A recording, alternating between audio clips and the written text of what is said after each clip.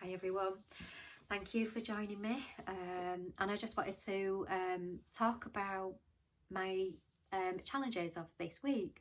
So the minute we feel like we know everything, we actually know nothing. So the teachers become the students and the students become the teachers. So my experience this week was an interaction with somebody who I felt was challenging me, and people that challenge us are teaching us something about life or about ourselves. So my experience this week was a lady who basically, it was just a Facebook post. A friend invited me to a closed group, and I was there, and this lady had posted some health concerns about her daughter. So I private messaged and said, I think I might be able to help. I do biofeedback. I would be really interested in the answers that her body may give, and I will offer a little bit of time free of charge, because I'm just intrigued that I feel like I can learn more from this. So I feel it was a lesson in my self-worth as well, that I did feel, offering my services for free, and there's nothing wrong with that at all, but it's to have value of yourself and your self-worth, and it's kind of hold your worth. So I got a lesson back in knowing my worth. So her reply to my offer, my free offering, was, what are your credentials? I work in a hospital and I work for cancer research, and so she kind of like portrayed what her credentials were and her a little bit of experiences where she came from. So for this lady, I did feel bent out of shape by kind of like, what are your credentials? It's kind of like as though, and who are you again, kind of thing. And that was my human reaction. Nothing wrong with human reaction. This is what we learn from. So nothing wrong with it. So if you're feeling angry or anything like, nothing wrong with it. But just check in with yourself. I was feeling a little bit annoyed. So I looked at my personal experiences and my journey, and I looked at this lady's personal experiences and journey. So she did give me a little bit of clue and indication about her journey and her life path that she's on. So for this lady, her sense of safety comes from credentials, people with credentials, and that's where she feels safe. And there's nothing wrong with that. But for my personal experiences, the people with credentials were the ones that closed the door on me. They were the ones that closed on the door on me when I really needed help, when I was bedridden for 3 years with Lyme disease. They couldn't help. They said they couldn't help. And these were beautiful people. They wanted to help, but the system just did not allow it. So the people with credentials weren't the ones that helped me on this journey. So for me, in my experience, it forced me to knock on other doors. And the other doors that I knocked on were people that didn't have credentials. They were very, very knowledgeable in their own field, very intuitive. And they were the ones in the end that I got my life back with. I was able to be a mum, I was able to be a wife, I was able to work. So these enabled me to get my life back. But they didn't hold credentials. But I just had to take that leap of faith, because the people with credentials weren't the ones that could help. So that was my life experiences and my journey, and just to compare it with the other ladies.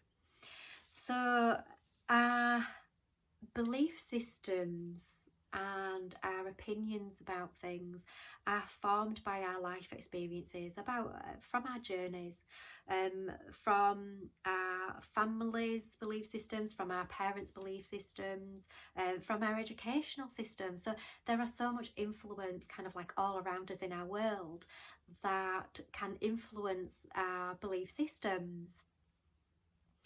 So through 10 years of kind of meditations and self introspection and things like that, I learned through that to expand my heart, and that there's no other person that can hurt me. It's my decision as to whether I allow that person to hurt me or not. So then I looked at it, well, if they're not hurting me, what are they teaching me? So I try to look at it that way. So if I have any challenge on the horizon, then what I do is paper, pen, heart, mind. Paper, pen, heart, mind. So get a piece of paper and a pen, and I write 3 questions. One is, what can I learn from this experience and this person? One, how can I expand my truth and my vision? And number 3 is, what would love do? That's the most simple question, what would love do? So I then just start writing, and another perspective kind of appears on the piece of paper, and it's another kind of like another set of life instructions that potentially are another guide that I can choose from. So that just helps me, my little coping mechanism.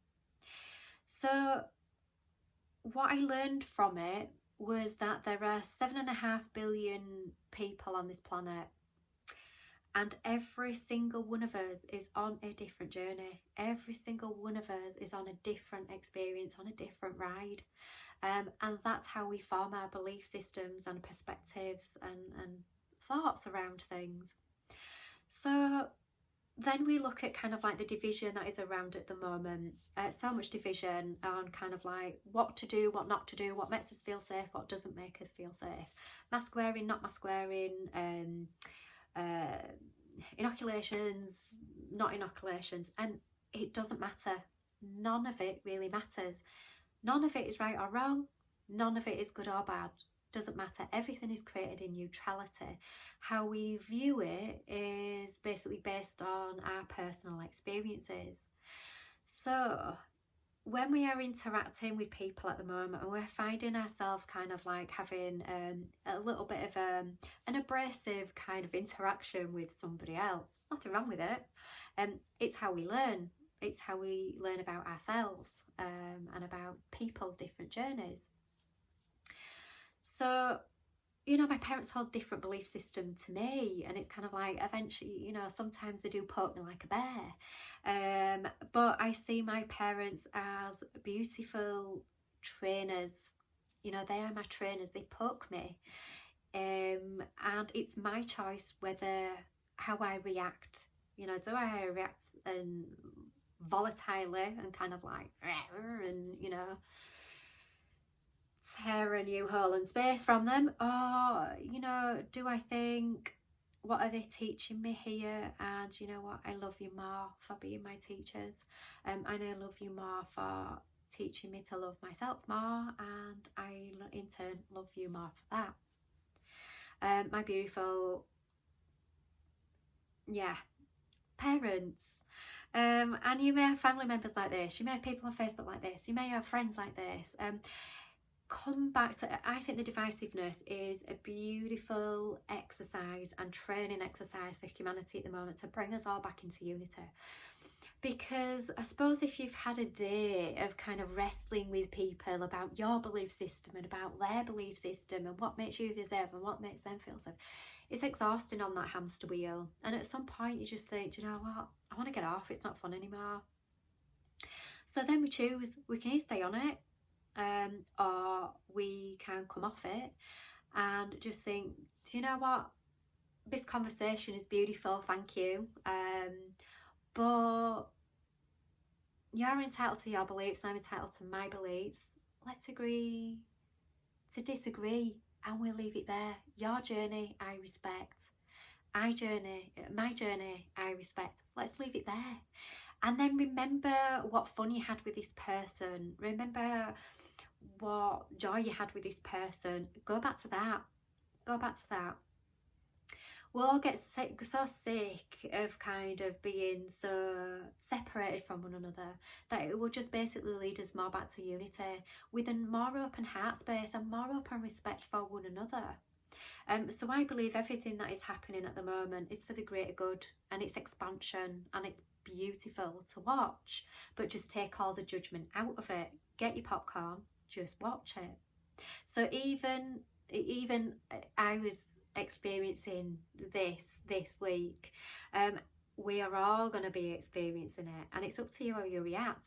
Honour all of it, honour everything, honour what you feel about it, because there are other civilizations that have gone past the ascension process, that they are in higher levels of consciousness, and harming another human being and all this that we're going through now is kind of like, it's long gone, and they don't even, it's not even in their consciousness anymore. And it's all peaceful, it's all love, and it's all light, and it's beautiful. However, it can get a little dull. So some of us have put our hands up and said, right, I'm going to come here for the exercise. I'm going to come up here. I'm going to come here for the fun, and to feel and to enjoy it. So it's kind of like, while you're here, experience, enjoy it. Anything that is coming up, enjoy it. For those of you, and I was having a tough time this week with all this as well. For those of you like me that are having a tough time with everything that is going on, love yourself more, love the heck out of yourself more.